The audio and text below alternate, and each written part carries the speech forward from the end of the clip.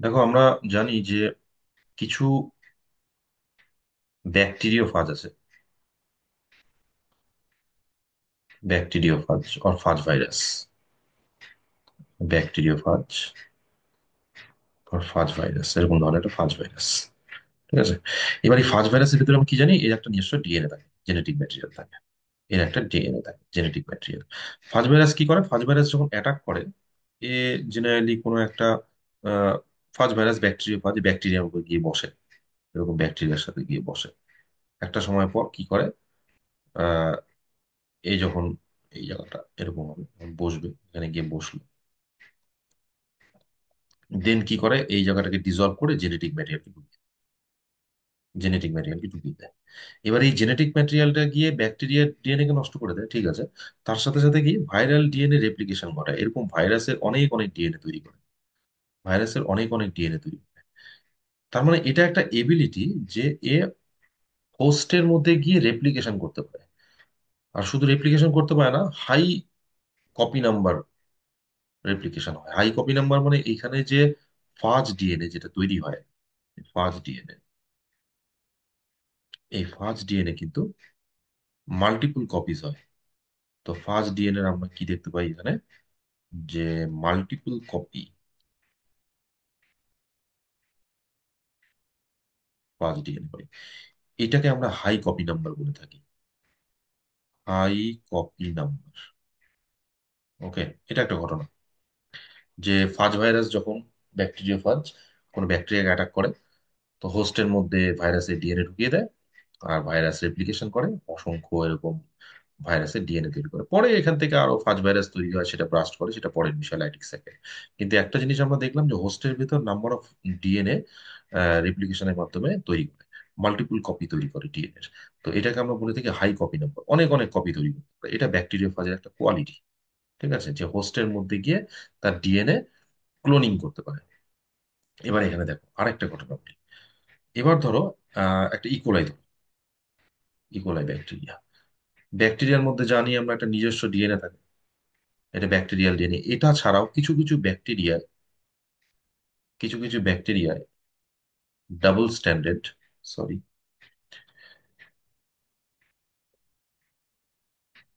কিছু কিছু ব্যাকটেরিয়ায় এরকম ডাবল স্ট্যান্ডার্ড ডিএনএ থাকে, সার্কুলার। তাহলে এক্সট্রা জেনেটিক ম্যাটেরিয়াল, এই এক্সট্রা জেনেটিক ম্যাটেরিয়ালকে আমরা প্লাজমিড বলি। এই এক্সট্রা জেনেটিক ম্যাটেরিয়ালকে আমরা প্লাজমিড বলি। এবার ব্যাকটেরিয়া যখন অন্য কোনো ব্যাকটেরিয়ার সাথে কনজুগেশন করে না, ধরো এখানে আদার্স কোনো ব্যাকটেরিয়া আছে, অন্য কোনো ব্যাকটেরিয়া, এটা একটা প্রসেস আছে, এটা এদের রিপ্রোডাকশনের প্রসেস, কনজুগেশন। কনজুগেশন যখন প্রসেস করে, এই পিলি দিয়ে অ্যাটাচ হয়ে যায়, কনজুগেশন টিউব তৈরি করে, ডিউরিং টাইমে কি করে, এই একটা ডিএনএ কে এখানে পাঠিয়ে দেয়। ধরো এর মধ্যে প্লাজমিড আছে, আর এই ব্যাকটেরিয়া ধরো প্লাজমিড নেই, এই ব্যাকটেরিয়াটায় প্লাজমিড, সব ব্যাকটেরিয়া প্লাজমিড থাকে না, এই ব্যাকটেরিয়াল ডিএনএ আছে, প্লাজমিড নেই। এবার এই কি করে, এখানকার একটা ডিএনএ স্ট্র্যান্ড পাঠিয়ে দেয়। পাঠিয়ে দিলে একটা ডিএনএ স্ট্র্যান্ড, এবার সেটাকে ধরে আবার একটা ডিএনএ স্ট্র্যান্ড তৈরি হয়ে যাবে রেপ্লিকেশনের মাধ্যমে। তাহলে একটা প্লাজমিড তৈরি হয়ে যায়। এবার জেনারেলি এরকম ধরনের ব্যাকটেরিয়া আছে যারা ফিউ এরকম ব্যাকটেরিয়া, সরি, এই প্লাজমিড রেপ্লিকেশনের মাধ্যমে ডিএনএ তৈরি করে, প্লাজমিড ডিএনএ। এরকম এরকমও কিছু ব্যাকটেরিয়া আছে যারা আপ টু 15 to 100 কপিজ এরকম তৈরি করে দেয়। মানে এই ব্যাকটেরিয়ার মধ্যে, এই প্লাজমিড তো একটা ডিএনএ, এই ডিএনএ এরও একই রকম ভাবে রেপ্লিকেশন হতে থাকে। কতটা, এরকম ধরনের আছে কিছু যাদের copy number 15 to 100 copies of plasmid host সেলের মধ্যে রেপ্লিকেট করলো। তাহলে দুটো ঘটনা দেখলাম, একটা হচ্ছে ধরো এটা ব্যাকটেরিয়াকে তো ধরলাম, ইকোলাই ধরে নাও, আর এটা ব্যাকটেরিওফাজ। ব্যাকটেরিওফাজ যেমন হোস্ট সেলের মধ্যে ডিএনএ রেপ্লিকেশন করতে পারে, ব্যাকটেরিয়াও অন্য কোনো ব্যাকটেরিয়ার মধ্যে ডিএনএ রেপ্লিকেশন করতে পারে। তাহলে এখানেও আমরা এটাকে হাই কপি নাম্বার বলবো।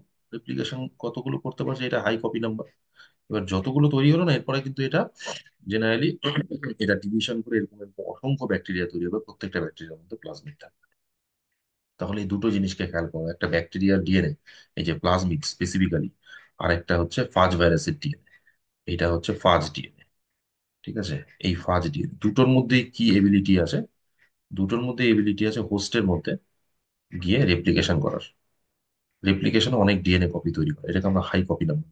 এবার দেখো দুই ক্ষেত্রেই যদি এমনটা করি আমরা, দুটো ক্ষেত্রেই যদি এরকম করি যে এখানে আমরা কোনো ফরেন জিন এটাকে বের করে নিয়ে এসে এখানে ইনসার্ট করে দিই, ফরেন জিন যদি ইনসার্ট করে দিই, সাপোজ এখানে ফরেন জিন ইনসার্ট করে দিলাম, তাহলে এ যখন ট্রান্সফার হবে ফরেন জিনকে সহ ট্রান্সফার হবে। মানে আমরা যদি এর মধ্যে লাইগেট করতে পারি কোনো এলিয়েন ডিএনএ, ফরেন ডিএনএ, তাহলে আমরা কি দেখতে পাবো, এই ফরেন ডিএনএরও, ফরেন জিনেরও কিন্তু ক্লোনিং হয়ে যাবে সাথে সাথে, ফরেন জিনেরও ক্লোনিং হয়ে যাবে। সেম থিং এখানেও যদি তাই হয়, এখানেও আমরা দেখতে পাবো একই রকম ঘটনা।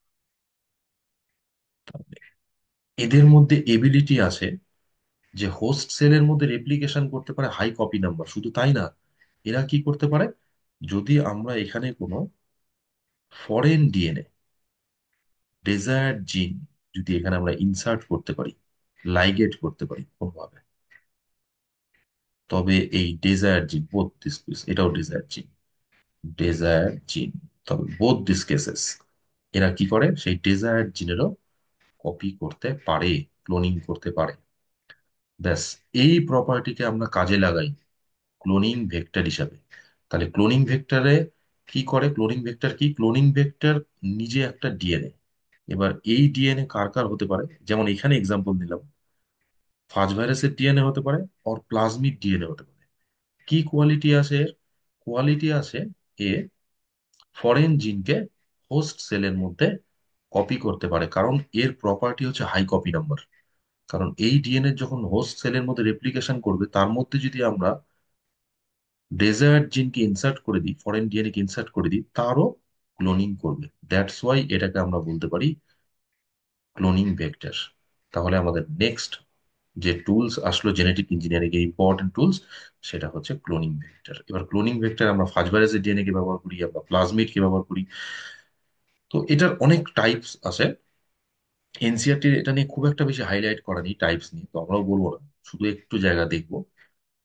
যেমন ক্লোনিং ভেক্টর হিসেবে আমরা কাজে লাগাই প্লাজমিডকে, আমরা কাজে লাগাই, ঠিক আছে।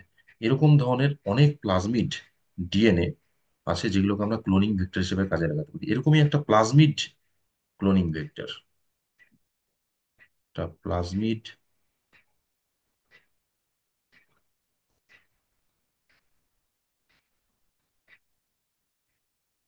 এরকম একটা প্লাজমিড ক্লোনিং ভেক্টর হলো এখানে যে এক্সাম্পলটা নিয়েছি দেখো, PBR322, PBR322, এটা এনসিআরটি তে বলা আছে, তো পড়বো আমরা। তাহলে ফার্স্ট কি, PBR322 কি একটা প্লাজমিড ভেক্টর, কোথা থেকে এক্সট্রাক্টেড হয়েছে, এটা না ইকোলাই থেকে এক্সট্রাক্টেড হয়েছে, এটা ইকোলাই থেকে এক্সট্রাক্ট হয়েছে।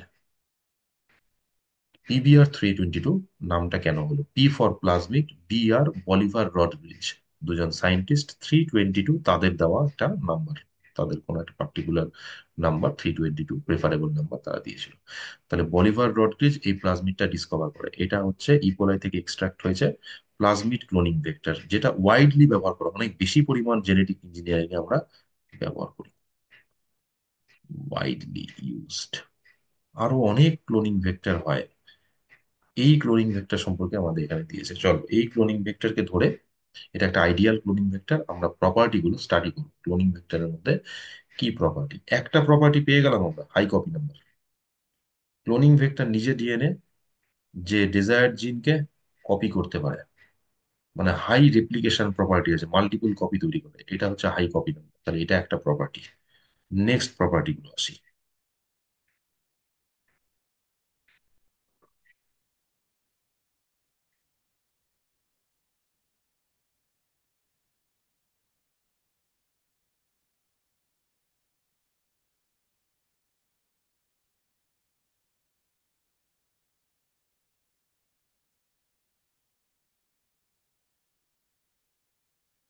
ক্লোনিং ভেক্টর নিজে একটা ডিএনএ, সেই ডিএনএ কোনো ব্যাকটেরিয়া ফাজেরও হতে পারে, কোনো ব্যাকটেরিয়ারও হতে পারে, আদার্স অনেক জায়গাও আছে, ইস্টের ক্ষেত্রেও ব্যবহার করি। এইখানে আমরা দেখছি একটা ক্লোনিং ভেক্টর, এর নাম হচ্ছে PBR322, এটা একটা প্লাজমিক ভেক্টর। চলো ক্লোনিং ভেক্টরের মধ্যে কি প্রপার্টি আছে, এক নম্বর প্রপার্টি লিখি, হাই কপি নাম্বার থাকতেই হবে, মানে যার রেপ্লিকেশন ক্ষমতা বেশি হবে। ব্যাস, এটাই বোঝায় হাই কপি নাম্বার। হোস্ট সেলের মধ্যে কতগুলো কপি তৈরি করতে পারে, হাই কপি নাম্বার। ঠিক আছে, এটা একটা প্রপার্টি। নেক্সট প্রপার্টি, দেখো শুধুমাত্র এর মধ্যে ফরেন ডিএনএ কে ইনসার্ট করলে হবে না, দেখতে হবে যাতে রেপ্লিকেশন করতে পারে। তাহলে এর মধ্যে কি চাই? রেপ্লিকেশন সাইট থাকা চাই, এটাকে আমরা বলি অরিসি সাইট। অরিসি সাইট মানে রেপ্লিকেশন সাইট। রেপ্লিকেশন সাইট আমরা দেখতে পাবো এই পিবিআর থিওরিটির মধ্যে আছে রেপ্লিকেশন সাইট। এর মধ্যে একটা অরিসি সাইট হবে, দেখো এখানে বলা আছে অরিসি, এখানে সেই যে অরিসি, এটা রেপ্লিকেশন সাইট। ডেফিনেটলি এটা থাকা উচিত, এটা না থাকলে তো রেপ্লিকেশন হবেই না, রেপ্লিকেশন এখান থেকে স্টার্ট হয়। তাহলে ক্লোনিং ভেক্টরের মধ্যে একটা রেপ্লিকেশন সাইট থাকতে হবে, অরিসি সাইট। আমাদের ফরেন ডিএনএ যেটা আমাদের এখানে ইনসার্ট করতে হবে, না হলে পরে রেপ্লিকেশন সাইট না থাকলে পরে এর রেপ্লিকেশন হবে না, ফার্স্ট রেপ্লিকেশন। তাহলে এটা থাকা দরকার। নেক্সট চলে আসি আরই সাইট। চলো, আর এটাকে ক্লোনিং সাইটও বলে, আরই সাইট, অর বইয়ে পড়তে গিয়ে পেতে পারো ক্লোনিং সাইট। দেখো ক্লোনিং সাইট কি বোঝায়, যে PBR328 যেটা আমরা দেখছি এটা একটা প্লাজমিড ভেক্টর। এবার এই প্লাজমিড ভেক্টর টোটালটা ডিএনএ, দেখো এই টোটাল ডিএনএ এর মধ্যে বিভিন্ন জায়গায় কতগুলো আরির নাম লেখা আছে, ঠিক আছে? এগুলো সব আরি, রেস্ট্রিকশন এন্ডোনিউক্লিয়াস, বিভিন্ন ইন2, ইকোআর1, ব্যাম H1, স্যাল1, ইভিউ2, এরকম ধরনের প্রচুর আরই সাইট আছে, রেস্ট্রিকশন সাইট। দ্যাট মিনস এই যে ইকোআর1 দেখতে পাচ্ছ না, এখানে ইকোআর1, এই জায়গায় ইকোআর1 ট্রিট করলে এই জায়গায় ইকোআর1 কি করবে, এটাকে কাট করবে। এই যে এরকম ধরনের কাট হয় আমরা তো জানি, ক্লিভ করে দিবে। হ্যাঁ, ইকোআর1 এরকম ধরনের কার্ড জেনারেট করবে, একটা এরকম ধরনের কার্ড জেনারেট করবে, এরকম ধরনের কার্ড জেনারেট করবে। তাহলে এখানে ব্যাম H1, মানে ব্যাম H1 এখানে করলে এই জায়গাটা কাট করবে। স্যাল1, এই ডিফারেন্ট ডিফারেন্ট এখানে অনেকগুলো দেখছি, কত 1 2 3 4 5 6 7 8, 7 to 8 ক্লোনিং সাইট আছে, রেস্ট্রিকশন সাইট আছে। রেস্ট্রিকশন সাইট মানে এই জায়গায় এটা ক্লোনিং ভেক্টরের মধ্যে একাধিক জায়গায় আরই যাতে কাজ করতে পারে। যখনই এখানে আরই কাজ করবে তাহলে এই জায়গায় তুমি কি করতে পারবে, এখানে বহিরাগত ডিএনএ কে জুড়তে পারবে। যেখানে কাট হবে সেই জায়গাটা আমি বহিরাগত জিনকে এখানে অ্যাড করতে পারবো, এখানে অ্যাড করতে পারবো। আমি চাইলে পারি এখানে কোনো ফরেন জিনকে অ্যাড করতে পারি। তাহলে ফরেন জিনকে যদি অ্যাড করি, এই ডিএনএ ডেফিনেটলি যখন একটা ব্যাকটেরিয়ার মধ্যে ঢোকানো হবে তখন এই ক্লোন করবে, সাথে সাথে এদেরও মাল্টিপল কপি তৈরি হয়ে যাবে, এদেরও ক্লোনিং হয়ে যাবে, রেপ্লিকেশন। ব্যাস। তাহলে আরই সাইটকে আমরা কি বলে থাকি, ক্লোনিং সাইট, এটাও দরকার। আচ্ছা, তারপরে চলে আসো, দেখো ক্যারিং ক্যাপাসিটি থাকতে হবে।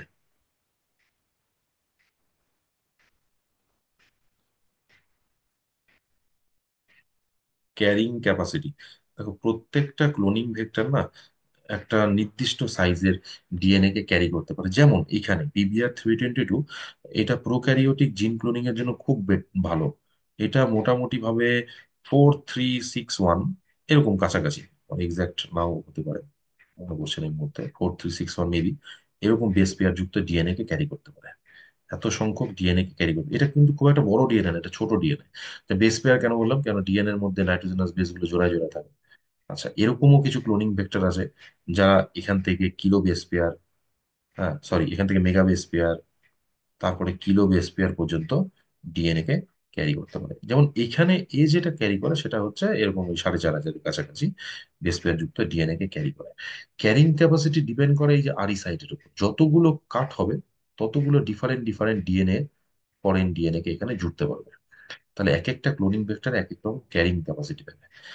এর পরের পার্টটা যেটা চলে আসছে না, দেখো ক্লোনিং ভেক্টরে কি কি প্রপার্টি দেখলাম, হাই কপি, রেপ্লিকেশন সাইট থাকবে, একাধিক আরি সাইট আর ক্লোনিং সাইট থাকবে যাতে আমরা ফরেন জিন জুড়তে পারি, ক্যারিং ক্যাপাসিটি থাকতে হবে। এর পরের একটা ইম্পর্টেন্ট জায়গায় চলে আসে, এটা নিয়ে তো আলাদা একটা ভিডিও আসতেই হবে। শোনো, এটা খুব ইম্পর্টেন্ট জায়গা। ক্লোনিং ভেক্টরের মধ্যে মার্কার জিন থাকতে হবে। চলো, এটা কি জিনিস, মার্কার জিন কাকে বলে? ক্লোনিং ভেক্টরের মধ্যে মার্কার জিন থাকতে হবে। মার্কার জিন কি, ধরো আমরা যখন কোনো কিছু পড়াশোনা করি বা বোর্ডে কিছু স্যার পড়াচ্ছেন, তখন কোনো একটা জিনিস হাইলাইট করে, মার্ক করে, যাতে আমরা জিনিসটাকে দেখতে পাই। এখানে না মার্কার জিনের কাজ কি বলতো, মার্কার জিনের কাজ হচ্ছে এই যে বহিরাগত যেটা জিন, ডেজায়ার জিন যেটা ঢুকিয়েছি, যেমন ডেজায়ার জিন এখানে যদি আমরা একটা, সাপোজ ধরো এখানে ব্যাম H1 দিয়ে কাট করা হলো, আর এই জায়গাটা আমি একটা জায়গায় করছি, এইখানে এইটুকুন জায়গায় আমরা কি করলাম, কাট করে এখানে আমরা কি করলাম, কোনো ডিজায়ার জিনকে ঢুকিয়ে নিচ্ছি। এটা অন্য কোনো ব্যাকটেরিয়ার মধ্যে ধরো কোনো একটা পার্টিকুলার কোয়ালিটি আছে, ধরো কোনো বিশেষ প্রোটিন তৈরি করতে পারে বা ইনসুলিন তৈরি করতে পারে। ইনসুলিন তৈরি করতে ওই জিনটাকে এখানে ঢুকিয়ে দিয়েছি। তাহলে এটা একটা ডিএনএ, আর এই জায়গায় কাকে অ্যাড করেছি, একটা ডেজায়ার জিনকে অ্যাড করেছি। তাহলে একটা ডিএনএ, এটা নিজে একটা ডিএনএ, ক্লোনিং ভেক্টর একটা ডিএনএ। ক্লোনিং ভেক্টর কি? ক্লোনিং ভেক্টর হচ্ছে একটা ডিএনএ, ক্লোনিং ভেক্টর একটা ডিএনএ বলেছি। ক্লোনিং ভেক্টর একটা ডিএনএ। এই ডিএনএ এর মধ্যে কাকে অ্যাড করলাম? ফরেন জিনকে অ্যাড করলাম, বহিরাগত জিনকে অ্যাড করলাম, ডেজায়ার জিন, ফরেন ডিএনএ কে অ্যাড করলাম। তাহলে এখন এটাকে আমি টোটালি কি বলবো? Recombinant DNA. এটাকে আমরা বলবো হচ্ছে রিকম্বিনেন্ট ডিএনএ। চলো, এই যে এইখানে তুমি ক্লোনিং ভেক্টর দেখতে পাচ্ছ একটা, পিবিআর 3, এখানে আমি এখন ফরেন ডিএনএ অ্যাড করে দিলাম, তাহলে এটাকে আর পিবিআর 3 বলা যায়? পিবিআর 3 ডিএনএ, বাট এটা হয়ে গেল এখন একটা রিকম্বিনেন্ট ডিএনএ, এটা একটা আর ডিএনএ। ওকে। এবার রিকম্বিনেন্ট ডিএনএ এটা যদি কোনো একটা ব্যাকটেরিয়া, ধরে নাও এটা একটা ব্যাকটেরিয়া সেল, তাহলে এই ব্যাকটেরিয়াকে আমরা কি বলবো? Recombinant bacteria. তাহলে এটা হয়ে গেল রিকম্বিনেন্ট ব্যাকটেরিয়া। এবার রিকম্বিনেন্ট ব্যাকটেরিয়া, ব্যাকটেরিয়া তো কালচার মিডিয়ামে যখন থাকবে না, তখন তো অনেক অনেক ব্যাকটেরিয়া থাকবে, রিকম্বিনেন্ট থাকবে, কিছু নন রিকম্বিনেন্ট থাকবে। রিকম্বিনেন্ট মানে যার মধ্যে ফরেন জিন আছে, আর নন রিকম্বিনেন্ট ফরেন জিন নেই। আমাদের কোনটা কাজে দিবে? ধরো এটা ইনসুলিন তৈরি করার জিন, কে ইনসুলিন তৈরি করবে? যেটা রিকম্বিনেন্ট ব্যাকটেরিয়া সেটা ইনসুলিন তৈরি করবে। এই কোনটা রিকম্বিনেন্ট কোনটা নন রিকম্বিনেন্ট পার্টিকুলারলি এটাকে বাছাই করার জন্য মার্কার জিন। তাহলে মার্কার জিন কি করে এটা সম্পর্কে ডিটেলসে পড়বো আমরা। মার্কার জিন কি করে? মার্কার জিন সিলেক্ট করে, সেপারেট করে, সিলেক্ট করে। কাকে সিলেক্ট করে? সিলেক্ট রিকম্বিনেন্ট ডিএনএ কে, রিকম্বিনেন্ট সেলকে, যা বলবে। রিকম্বিনেন্ট যে টাইপটা আছে, সেই রিকম্বিনেন্ট টাইপটাকে বেছে নেয়, সেটাকে সিলেকশন করে। তাহলে এর কাজ হচ্ছে সিলেকশন করা। মার্কার জিন কি করে? সিলেকশন করে। একটা যখন ব্যাকটেরিয়া থাকে, প্রচুর প্রচুর ব্যাকটেরিয়া এরকম কলোনি আছে, অনেক অনেক ব্যাকটেরিয়া কলোনি আছে, অনেক অনেক ব্যাকটেরিয়া কলোনি আছে। এই ব্যাকটেরিয়া কলোনিগুলো অনেক অনেক ব্যাকটেরিয়া আছে। এই ব্যাকটেরিয়ার মধ্যে কিছু থাকে রিকম্বিনেন্ট, কিছু থাকে রিকম্বিনেন্ট, আর কিছু থাকে নন রিকম্বিনেন্ট। কি করে বোঝা যায়? ডিএনএ কে তো তুমি এমনি ফট করে দেখতে পাবে না, অ্যানালাইসিস না করলে। নন রিকম্বিনেন্ট, নন রিকম্বিনেন্ট দেখো, অনেক অনেক ব্যাকটেরিয়া আছে, এটা রিকম্বিনেন্ট, এটা রিকম্বিনেন্ট, এটা রিকম্বিনেন্ট। তাহলে রিকম্বিনেন্ট গুলোর মধ্যে ধরো এখানে ইনসুলিন তৈরি করার জিন আছে, তাহলে ইনসুলিন তৈরি করতে আমার এই ব্যাকটেরিয়াকে দরকার। এখান থেকে যদি আমি এই ব্যাকটেরিয়াটাকে ট্রেস করে বের করতে পারি, আর এই ব্যাকটেরিয়াকে নিয়ে আমরা কালচার মিডিয়ামে গ্রো করাই, তাহলে এখান থেকে যা জেনারেট হবে সব ইনসুলিন তৈরি করা ব্যাকটেরিয়া জেনারেট হবে। দরকার নেই আমার নন রিকম্বিনেন্ট। এই ক্ষেত্রে আমরা মার্কার জিন কাজ করে। তাহলে what is the function of marker gene? To select recombinant from non recombinant colonies. এই নন রিকম্বিনেন্ট কলোনিজ থেকে রিকম্বিনেন্ট গুলোকে আমরা বাছাই করার জন্য মার্কার জিনকে ব্যবহার করি। ব্যাস, এই গেল ক্লোনিং ভেক্টরের কয়েকটা ফিচার্স। আসবো আমরা মার্কার জিন কত রকম হয়, কিভাবে কাজ করে। চলো, এবার চলে আসি মার্কার জিন কত রকম হয়।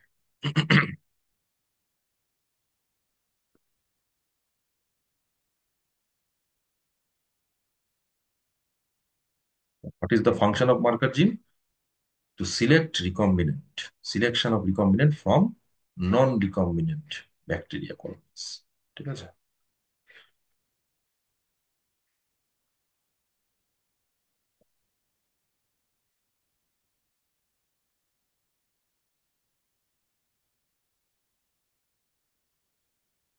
দেখো, এটা হচ্ছে marker gene.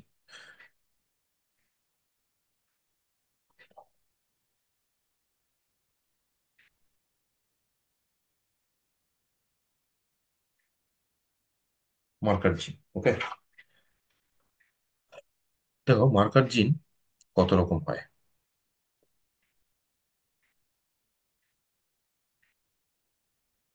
Generally two type. Marker gene generally two type, function একই। মার্কার জিন কি করে? রিকম্বিনেন্ট গুলো সিলেক্ট করে নন রিকম্বিনেন্ট থেকে, কারণ আমাদের যেটা দরকার, রিকম্বিনেন্টের মধ্যে ডিজায়ার জিন আছে। দু রকম হয় মার্কার জিন। একটা হচ্ছে অ্যান্টিবায়োটিক রেজিস্ট্যান্স জিন।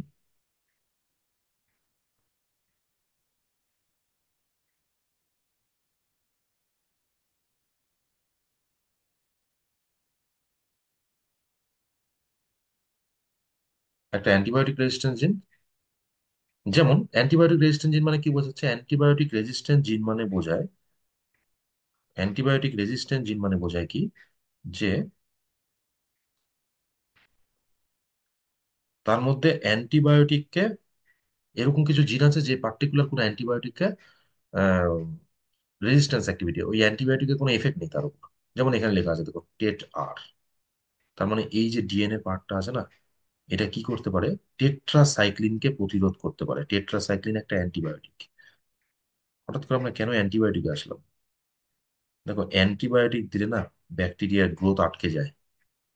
তার মানে কোনো একটা ব্যাকটেরিয়া, অনেকগুলো ব্যাকটেরিয়া আছে, আমরা টেট্রাসাইক্লিন দিয়ে দিলাম, ব্যাকটেরিয়াগুলো আর গ্রো করবে না, আর কলোনি তৈরি করবে না, ঠিক আছে, মাল্টিপ্লাই করতে পারবে না।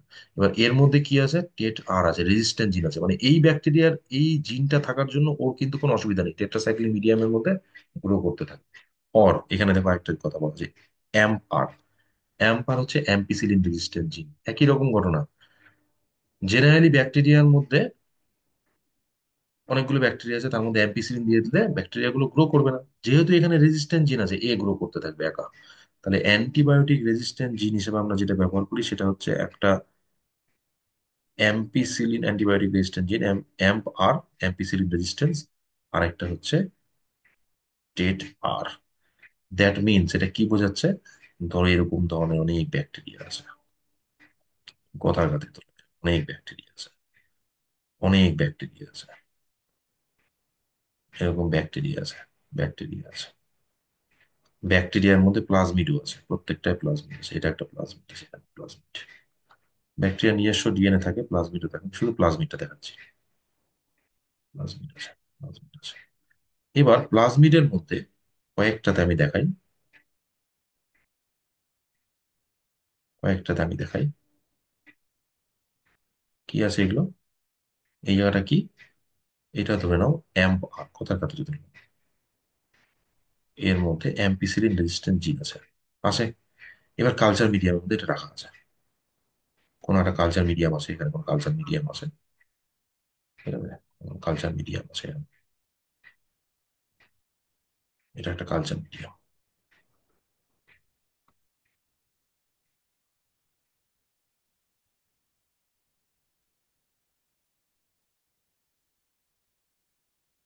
এটা কালচার, কালচার মিডিয়ামের মধ্যে এই বিভিন্ন ধরনের ব্যাকটেরিয়া গুলো আছে। এবার আমরা কি করলাম? এখানে অ্যাম্পিসিলিন ট্রিট করলাম। অ্যাম্পিসিলিন রেজিস্ট্যান্ট জিন আছে আলাদা ব্যাপার, এবার অ্যাম্পিসিলিন অ্যান্টিবায়োটিকটা দিয়ে দিলাম।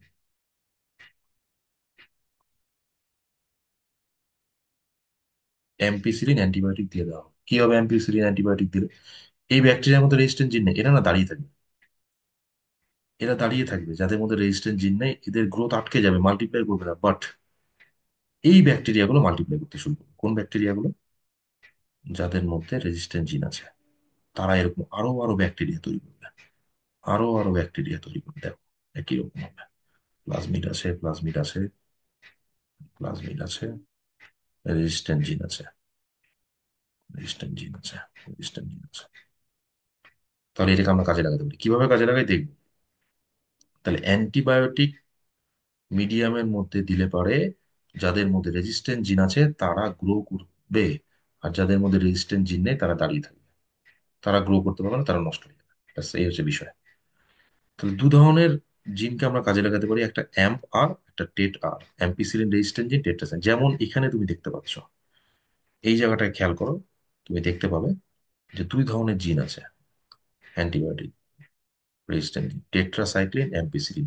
তার মানে এই টোটাল পার্টটা আছে না, এই যে পার্টটা দেখতে পাচ্ছ, এই যে পার্টটা, এটা হাইলাইট করি এটা দিয়ে, এই যে পার্টটা, এই যে পার্টটা আছে না, এই টোটাল ডিএনএ পার্টটা হচ্ছে এই সম্পূর্ণটা, এই ডিএনএটা কি করতে পারে? অ্যাম্পিসিলিনকে প্রতিরোধ করতে পারে। আর এই যে পার্টটা আছে, টোটাল পার্টটা, এটা কাকে প্রতিরোধ করতে পারে? এই ডিএনএ অংশটা টেট্রাসাইক্লিনকে প্রতিরোধ করতে পারে, রেজিস্ট্যান্স অ্যাক্টিভিটি আছে। ব্যাস, এই দুটো হচ্ছে অ্যান্টিবায়োটিক রেজিস্ট্যান্ট জিনকে আমরা ব্যবহার করি। সো দিজ আর মার্কার জিন। এই দুটো মার্কার জিন কিভাবে কাজ করে দেখবো আমরা। আরেকটা মার্কার জিন আছে যেটার নাম হচ্ছে ল্যাগজেট, এটা এখানে নেই। ল্যাগজেট, ল্যাগজেট, ল্যাগজেট একটা জিন, যেটা কি করে, এই জিনটা দেখো, ইকোলাই ব্যাকটেরিয়ার মধ্যে এরকম একটা জিন থাকে ল্যাগজেট। ডিএনএ এর মধ্যে এই একটা জিন আছে, ধরো ছবি তো নেই, হ্যাঁ করে দিই আমি। চলো, প্লাজমিড ধরে নিলাম এই পার্টটাতে ল্যাকজেট জিন আছে।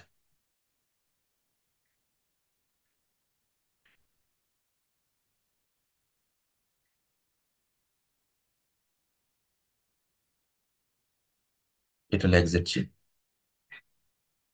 এই পার্টটা হচ্ছে ল্যাকজেট।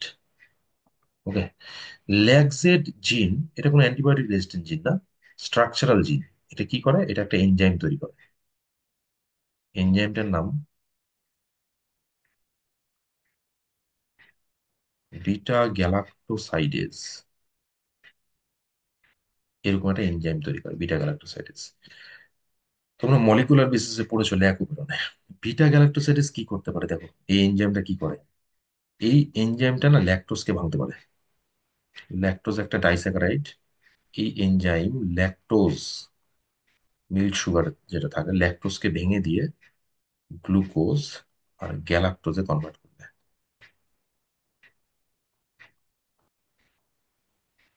গ্লুকোজ আর গ্যালাক্টোজে কনভার্ট করে দেয়, তার মানে beta galactosidase enzyme is responsible for lactose metabolism. অর্থাৎ ল্যাকজেট থাকলে পরে, এটা যদি এই জিনটা যেমন এখানে আছে, এই ব্যাকটেরিয়াটা, এই যে ব্যাকটেরিয়াটা আছে না, এরকম একটা ব্যাকটেরিয়া আছে ধরো যার মধ্যে ল্যাকজেট আছে। একে যদি আমরা ল্যাকটোজ সলিউশনে ফেলে দিই, ল্যাকটোজকে ভেঙে দিবি গ্লুকোজ আর গ্যালাক্টোজে, মানে রিয়াকশন করবে, পজিটিভ রিয়াকশন করতে পারছে। আর যাদের মধ্যে ল্যাকজেট নেই তারা রিয়াকশন করবে না। দ্যাট মিনস ল্যাকজেট জিন ইজ এ স্ট্রাকচারাল জিন which are used as a marker gene. It is responsible for beta galactosidase enzyme formation and beta galactosidase responsible for lactose metabolism. That means ল্যাকজেট যাদের মধ্যে থাকবে তারা ল্যাকটোজ মেটাবলিজম করতে পারবে। ঠিক আছে, তাহলে এইখানে এই জিনটাকে আমরা মার্কার জিন হিসেবে ব্যবহার করতে পারি। ঠিক আছে, এই জিনটাকে আমরা মার্কার জিন হিসেবে ব্যবহার করতে পারি। দু ধরনের মার্কার জিন হয়, একটা অ্যান্টিবায়োটিক রেজিস্ট্যান্ট জিন হয়, আর একটা ল্যাকজেট জিন হয়। এবার দেখো এটা কিভাবে কাজ করে, আমরা নেক্সট ভিডিওতে আসবো, যে মার্কার জিনগুলো কিভাবে কাজ করে, কিভাবে মার্কার জিনের সাহায্যে আমরা রিকম্বিনেন্ট ডিএনএ কে সিলেকশন করতে পারি। এটাকে না স্ক্রিনিং বলে, মলিকুলার স্ক্রিনিং। আমরা মলিকুলার স্ক্রিনিং দিই, মার্কার জিন কি করে বাছাই করে, স্ক্রিনিং, মলিকুলার স্ক্রিনিং কিভাবে করবে। চলো, নেক্সট ভিডিওতে আসবো মলিকুলার স্ক্রিনিং। সঙ্গে থেকো।